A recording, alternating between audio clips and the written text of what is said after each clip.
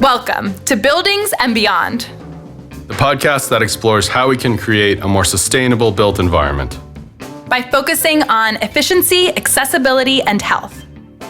I'm Robb Aldrich. And I'm Kelly Westby. You may be thinking, so what is this universal design thing anyway? While the name would imply otherwise, universal design is often associated with a tool for handling the needs of people with disability, or perhaps an association with aging in place. But Mary Jo talks about universal design as just good design practice. Mary Jo built her own company in 1993 to assist private homeowners and design build professionals around the country achieve state-of-the-art solutions for kitchen and bath designs. Mary Jo's own journey to universal design came from a desire to support people with disabilities, to make their homes easier for them to use, and then realizing she could use her approach to improve flexibility and access for everyone. Mary Jo is constantly asking herself and those around her, how can we incorporate clever, beautiful elements that improve human performance? If you care about having a space that is easier to use and makes you feel good at the same time, or if you want to design such a space for someone else, you will definitely want to keep listening. So let's just jump right in. So Mary Jo, thank you so much for being on the podcast. Happy to be here. And thanks for welcoming us into your home for the podcast. And I'm always happy for that. I like to set the scene a little bit with some definitions. So just to get us on the same page and our listeners as well, can you start just by explaining what your definition of universal design is? Yeah, I'd like to. In fact, it's a pleasure to have the chance to help clarify, because it's a philosophy and an approach to design that people don't always get their arms around. And when we finally embrace it, we really don't have to have a name anymore. It's just good design. But in fact, the name universal design refers to, by formal definition, it's talking about the design of products and spaces so that they will, with respect for the differences in people, be usable by as many people as possible. The UN has a definition that I think kind of adds to that. It talks about freedom to choose. So freedom, again, I think it's about that respect of people and differences. If I speak Spanish and you speak English, if a space has been designed universally, then that sign will be a figure, and we both know that it means that that's where the women's room is. Right. You know, that kind of thing. So yeah, that's a great example. It's a lot about respect. Yeah, and I know I've seen another slight difference in definition. I think it's from a book by Steinfeld and Maisel that encourage the design of spaces that empower a diverse population by improving human performance, health and wellness, and social participation. Right. That's a more contemporary definition. Right. And what do you think about the health and wellness aspect of bringing that into design? Where are we with that? Or I think it's perfect. I have always thought that universal design spoke to health. You know, other terms, universal design, inclusive design, I think Ed Steinfeld likes to refer to inclusive design. Same kind of deal, but when we refer to health and wellness, we're talking about a proactive approach, that we're going to create spaces and products that will support people through the changes that may occur in their life and in the life of the spaces that they're living in. And that really is more of a positive, more of a proactive, and that's what universal design is supposed to be. I think when we define it, we can't ignore the other terms that are out there. Yeah. So we talk about accessibility and we Right. talk about universal design, and it's very hard for people who aren't down in the trenches of it to figure out what's what there. And I think that if you look at it this way, access really refers to disability. It really refers to creating something that will support someone with respect for a specific disability. It also is a term that is used in compliance in the standards for the ADA for fair housing. So it has a very specific definition, and it's also like a solution to a problem. right. So a ramp would be acceptable as accessibility, as an accessible solution. Right. It would be a sloped walkway if it was universal design, because you'd want it not to be so visible. You'd want it to be it has to be beautiful. You know, I think there are three things that builders often ask me, what 10 things can I do so I have incorporated So I'm universal done. design? And So then we I'm check done. that box. And I just want to do that in every house. And I say, no, every house is different. This is really an approach to design. But if there are three things, Okay. you know, I would say that this is a design that you have to create it so that it's something we aspire to. And my best example of that is if you think of a hearing aid and then think of an ear pod. We aspire to one. We like one. It's cool. We want to have Right. that in our ear. The other one, we want to hide it, make it go away. So universal design, we need to aspire to it. We that's also need to make it the standard. It needs to be part of every project that we approach, every design of product or space that we approach, because what we're doing is trying to create some flexibility in that product so that it can be used by the tall and short among us, by the old and young, by the large or small, and with varying abilities. We can't make everything universal for everybody all the time, but we can have that as our goal, and so, you know, that's another thing that we have to work at. And the final thing that it has to be is beautiful. It either has to be invisible or beautiful. You don't even know it. You know, you walk in and you're working at the sink and you realize that you know that you're much more halfway through it comfortable. and this is really comfortable. It's a better height for me. It's a flexible height, and now I've got it at my height. It's that aha thing. So invisible is good, or beautiful. It's not a grab bar that makes me feel like I'm in an institution. It's a beautiful decorative element. And oh, by the way, if I start to slip and fall, I've got something to hold on to. Or if I need a little balance as I move through the space.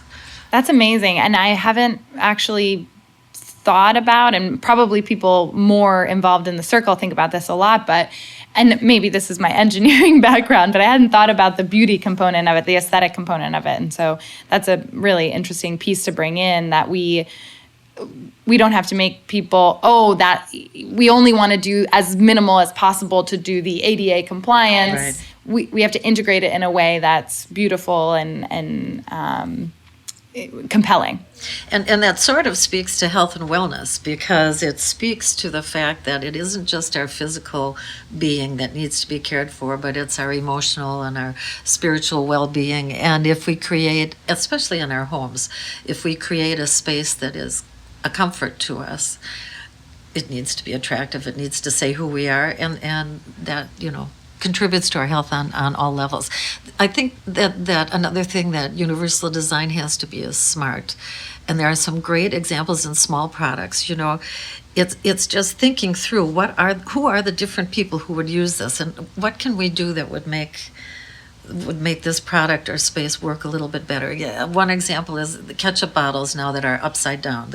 The label's on Right. so that you keep it upside down. If we can get used to if we can just believe that it's not going to leak, it works much better, you know. Or OXO Good Grips has that measuring cup that for liquids, that the measures are marked on an angle so you can stand up and look at it. You don't have to bend over to look at it. So, you know, those are examples of somebody was really clever there. Right. And that's really what we need to do.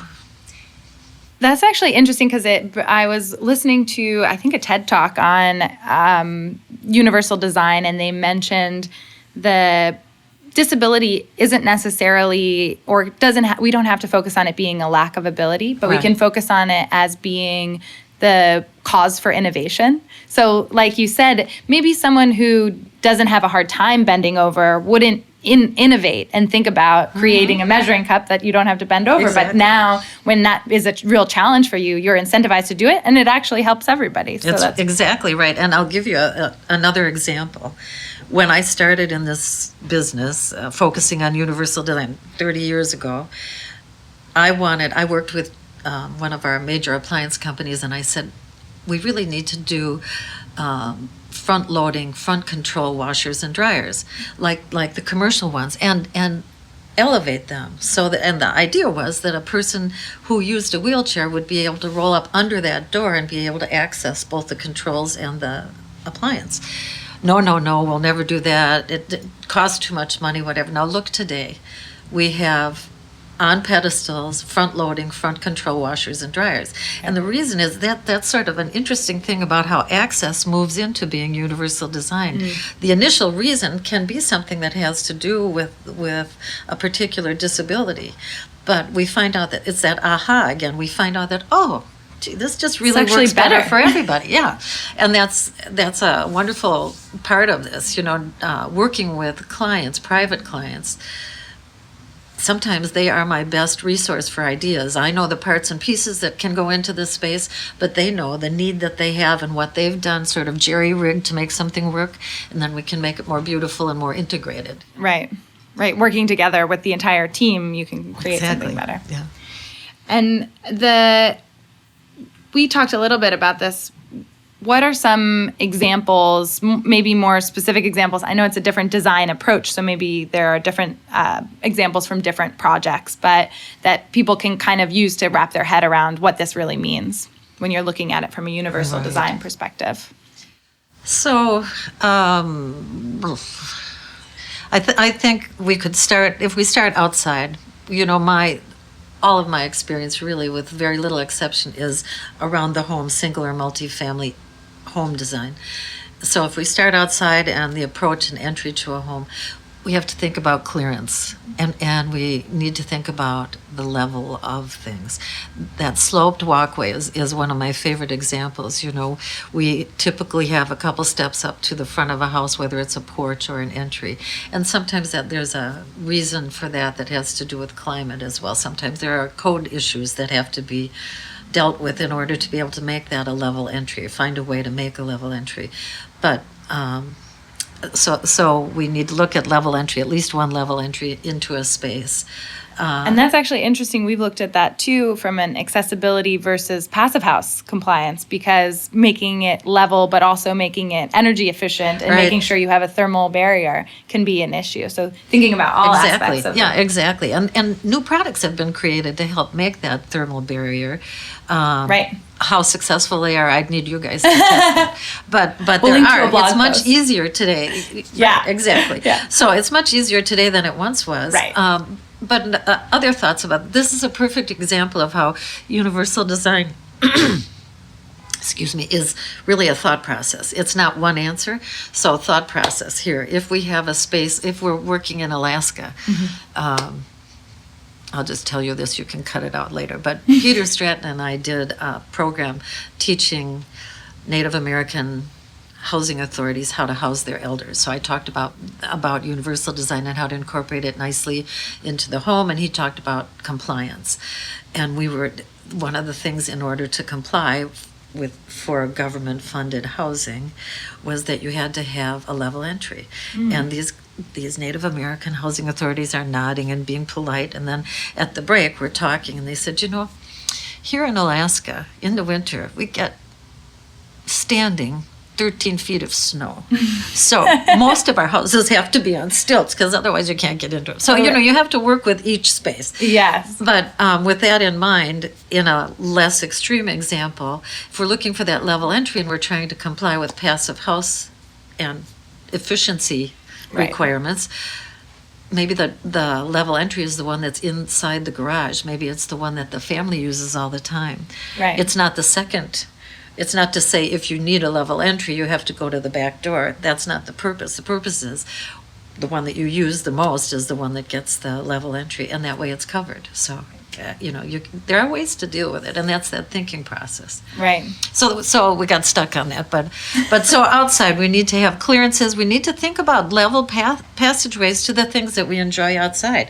How do you get to the barbecue? How do you get to the mailbox? How do you take the garbage out? How do you read the meter?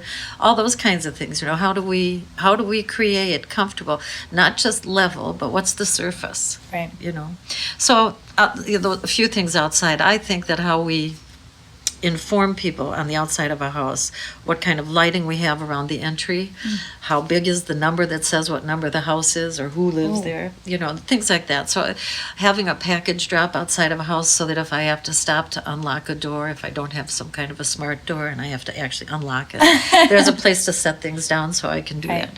So those kinds of things outside. I think when you come inside, in general, that level and clearances I look always to see if I can cut down on a plan. If I'm looking to incorporate more universal design in a plan, I look to see if I can eliminate as many hallways as possible, make them passage through a room as opposed to a hallway, because it's much easier to move and turn Okay. regardless of, or with respect for whatever mobility aids I might be using. However much space I take up, it's easier for me to do what I need to do.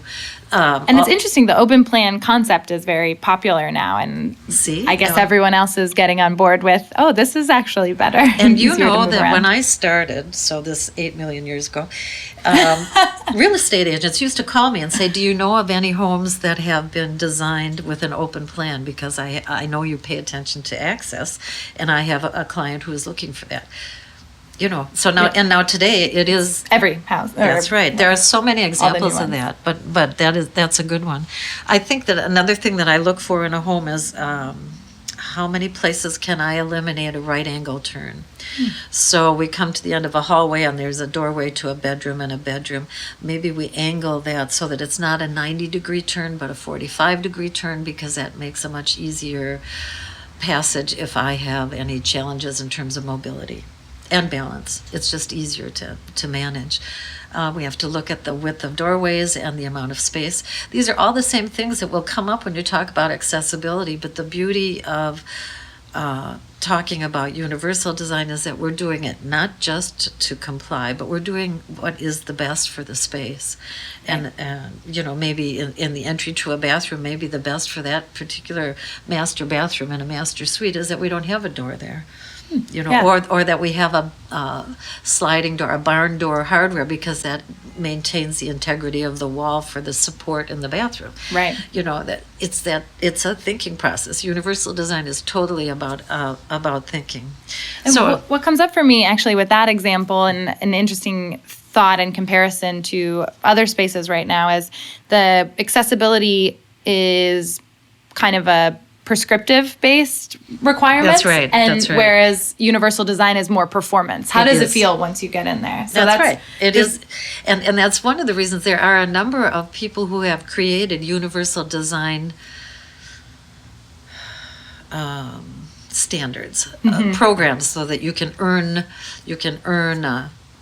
you know, a good housekeeping seal of approval. I won't name any of the Right. programs that are doing this, but so if you comply with these things, but what are those things? Because they're really performance based. How do you measure? Right. You know, in one house, I may accomplish that level entry easily because, well, that's a bad example. Let me think Because of we one just that's. said everybody can have one. Yeah, yeah. Well, sometimes on a hill, it's really not worth it. Right. Sometimes it's more important than you just add some kind of a lift or elevator, but you'd make that attractive, right? That's a great point. Yeah. But that's not what I was going to say. I'm trying And to. there's while you're thinking, there's an analogy here, I think, to where the sustainability standards are going across the country, Yes. but also in the coats, Yes, right? yes. Moving away. Everybody is. It seems like we're trying to move away from performance and from prescriptive and get a little more towards performance. That's right. Yeah. And I think it's such a good thing because it allows us to make the best decision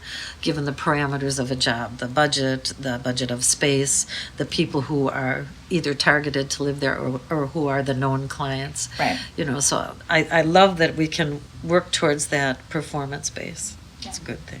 Great.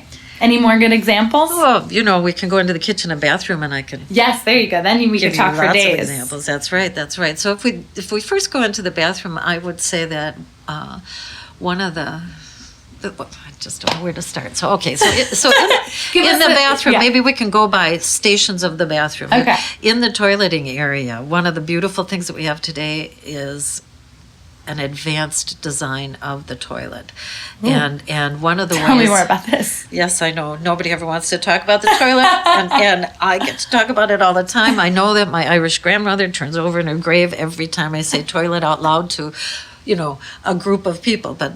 But here we are talking here we about are. the toilet. Yeah. So we haven't even mentioned the term aging in place, but aging in place is a very popular term, and it's helping advance the cause of universal design, mainly because of the boomers the number of people in the age boom. Yeah, I think you talked about this in your book, right? That the baby boomers kind of now we have to really be thinking about this, or now it's on more people's minds when they're buying or renovating. Yeah, and that helps. That helps drive the cause. It's better for everyone, but if that's whatever. So, in terms of aging in place, one of the features of the toilet today is a washlet or a bidet system that can be built into the toilet. And while some of us may think of that as a more European approach and something that's kind of a luxury or a convenience, as we age, that can become an essential aspect of life. And that sometimes is true of a lot of things in universal design. We add accessories in a kitchen cabinet to make it easier to reach things. Well, today it makes it easier. A time may come when I'm not able to bend, and so it makes it possible. Right. It becomes essential. So the bidet system built into the toilet, great idea. Universal design maybe won't include a bidet system in a toilet on everybody's toilet, but an outlet in that area, a grounded outlet, would provide for the addition of that later, and that's really good universal design too. Flexibility. That's right. Great. A wall-hung toilet, another thing. I can put it at whatever height. It saves clear floor space in that tiny. All the post-World War II 5x8 bathrooms that were redesigned in your new home, probably you have one of those, Maybe one or two. Yeah, right. Given the age of your home, probably you do. And so we're looking for some clearance in that very tight space.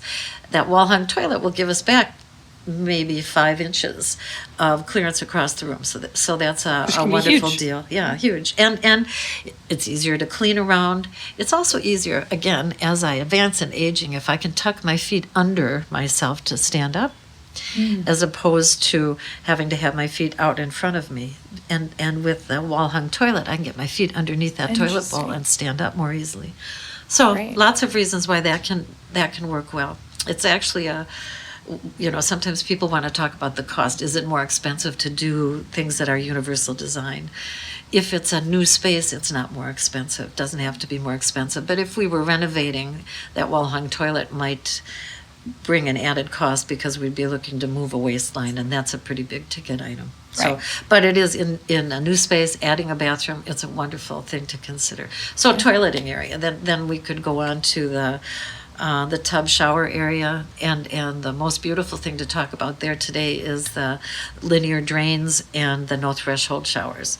Yeah. I used to say that if I could get all of my production builders in the Southwest, they had huge tiled showers, huge, but they would never give up the threshold. And I finally got them to give up the threshold, then they did a step down because they want to contain the water, and we do have to contain water.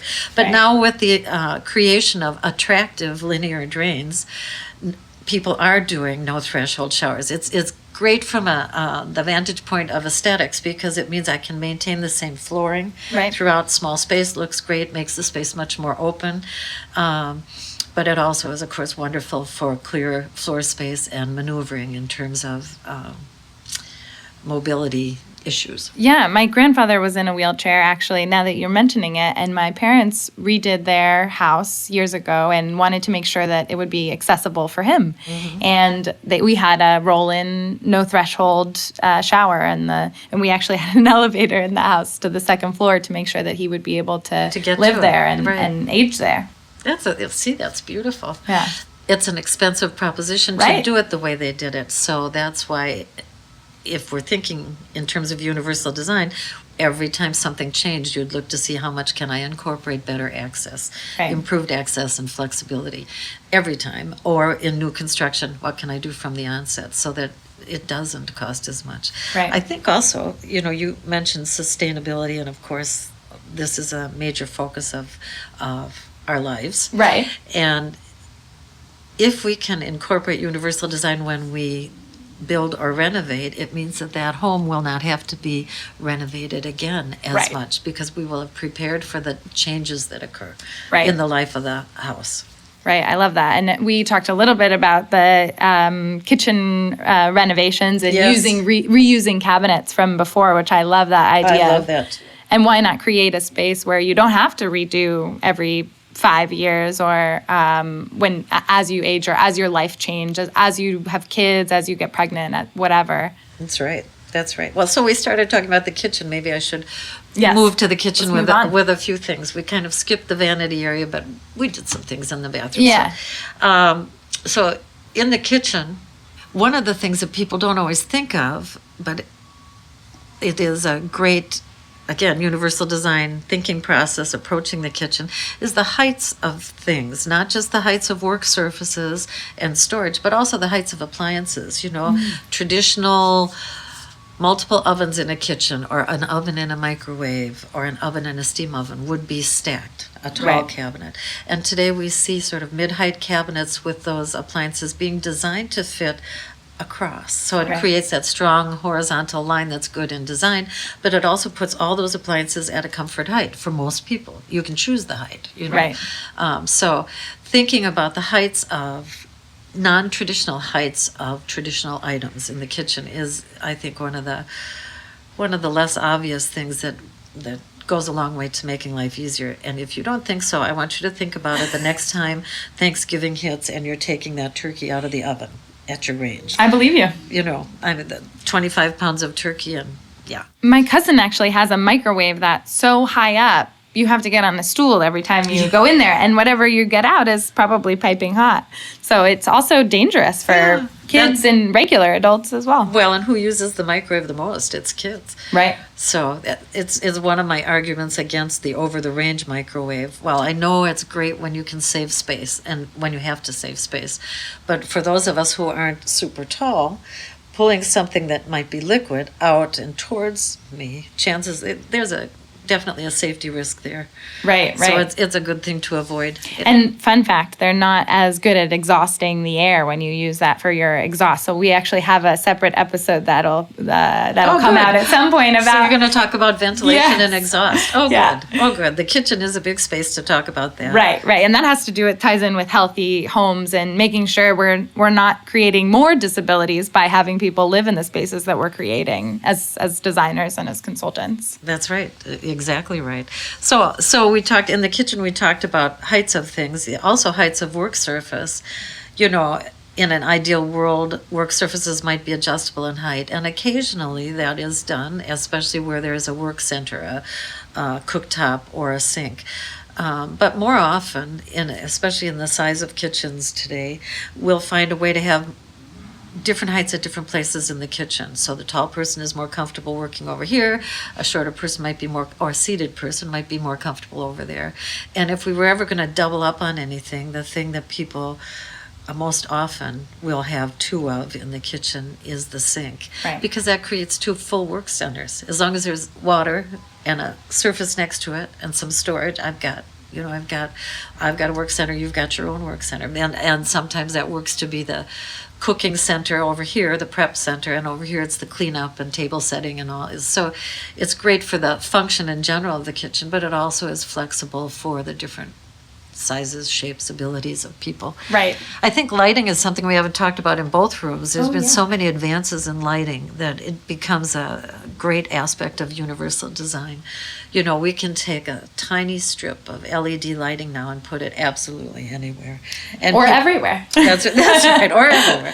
And so it's wonderful that we can eliminate shadows in our functional areas, kitchen and bathroom both being high function areas. It's also important to have adjustability in that lighting.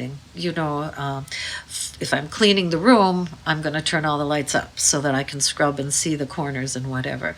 If I'm trying to have an intimate dinner, I'm going to turn the lights down. So it's nice just in general, but it's also, there are conditions that are common to us as we age, and if we can adjust the lighting in the right ways, we can reduce the impact of those conditions. So Right. adjustability is good too. Great points. And do you have any more good I'm just- examples? I know we got it. I'm just thinking about we haven't said much about technology. Oh, yeah. And there's so much happening in technology that really speaks to universal design. It is the story of it's a convenience, or you'll say, oh, isn't it ridiculous? Look what you can do. But the day can come when it's no longer so over the top. It's more essential. Things that have to do with controlling appliances. Almost all our appliances now can be connected, and when they're connected, that creates the possibility of a remote control, even just in your telephone. Right. So I can, through my telephone, know what's in my refrigerator. I can pass that along to one of my shopping services, and the groceries can be delivered. So when I get home at night, it's all done. Right. But if I'm not able to get around as much, those things become all the more Yeah. imperative. They become an imperative. And a good example of that is the venting over a cooktop. Even for an average height person, we have to reach high to reach the hood. If I'm a seated person or a shorter person, I can't reach it. Yeah. So that was the first place where we saw those remote controls, or built in, or now, of course, in our phones. Right. Those are great points. And I think the technology piece is interesting, bringing me back to a previous episode. We also talked about, I joked about having the refrigerator walk to the store for you. Yeah. But And now it practically does. Seriously. Right. I mean, we have the option. Yeah. But I think thinking about it, it never occurred to me to think about it this way, but thinking about it from a health perspective, if you can make it more convenient for you to get those kinds of groceries that are healthier, but it's not out of your way, or maybe you don't get home until late and only the corner store is open. If you can have something that gets delivered, but it can be a healthier option, maybe that could actually improve things. I'm not sure if that statistically is what's happening with this, but well, so I have a good friend who is a naturopath, and she focuses on all the ways that we can enhance the eating experience and improve the healthy aspect of what we do and eat. And that's one of the things that she mentions, that if a person can plan ahead, it's much more likely that they will eat healthy. And that allows that without taking quite as much time. So I think it does make a difference. I think sitting just like the way you and I are around the corner from each other is another. It's a social aspect of eating. So our long island with all the seats on the back of the island, maybe if we could wrap those seats around the corners, it's a design concept that just makes it a little bit more of a social experience. It's a good idea for health in general. It becomes much more of an imperative as we age because we isolate. And we can lose interest in healthy food or food at all. So. And actually, I was just listening to something about technology and the impact of technology on social interaction. And they were saying that millennials are having issues with social interaction in the workplace because they're so used to just being on their phones. Absolutely. Sitting next to each other, texting instead of talking. Right. I think about that, we were talking about WeWork earlier, and the We Live concept, one of the beauties of it, it's an instant social network for people. You go into the communal center, you can bring your computer, or you can sit and talk, or you could, but you have instant community. So, and they're very conscious about creating space, and some offices are like this too, but creating spaces to channel people together into central locations. I think it's why it's so popular with millennials, because it makes it easier. That's great. Yeah. So is there, as we're sort of getting towards the end of our time here, is there one key takeaway that you think we should all leave this conversation with? Well, if I had to take one concept, one thought, and send it forward, if people change the way they do things in one way from our conversation, it would be to understand that universal design is a goal and a way of thinking, not prescriptive list of details that need to be done, but an approach to design, and it should be part of everything we do. That's great. And the last thing that I like to ask people, or that we like to ask people on this, is when we have you back on the podcast in 5 years, what do you think we will be? I've heard that before. What do you think we'll be talking about then? Well, I think that one of the things we'll talk about is technology and how much it has impacted the way we live. I'll give you an example. Our aging boomers, a group that I belong to, and I'm happy to belong to. But as we age, everything that has a chip in it can be a monitor as well. And so the integrative health and the ability of our homes to help support us and maintain us as we advance in that aging process, I think that's going to be a a significant part of what's going on in the world. So it'll be interesting to watch. That's a great idea. And you were just talking to me before we started recording about a robot that That's right. Yeah, that makes your home healthier without you even having to flip any switches. You don't have to control it remotely or He's at all. thinking for us. Right. That's a little spooky. All of it is a little spooky. It's on the one side, I want my privacy, I want my control. Right. But on the other side, when it comes to home health, would I rather have a person hanging out in my house with me or, monitors that can let somebody know if I'm in trouble? Right. And so it'll change. It'll change how we live. Yeah. Well, I think that is a very great statement or sentiment to end on, hopefully on the better side of that hope so. than the alternative. Maintaining independence, Yeah. that's what it's a positive.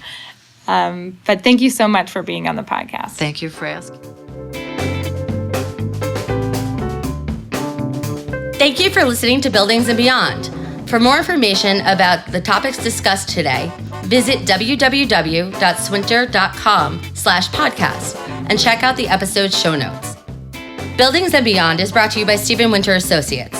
We provide energy, green building, and accessibility consulting services to improve the built environment.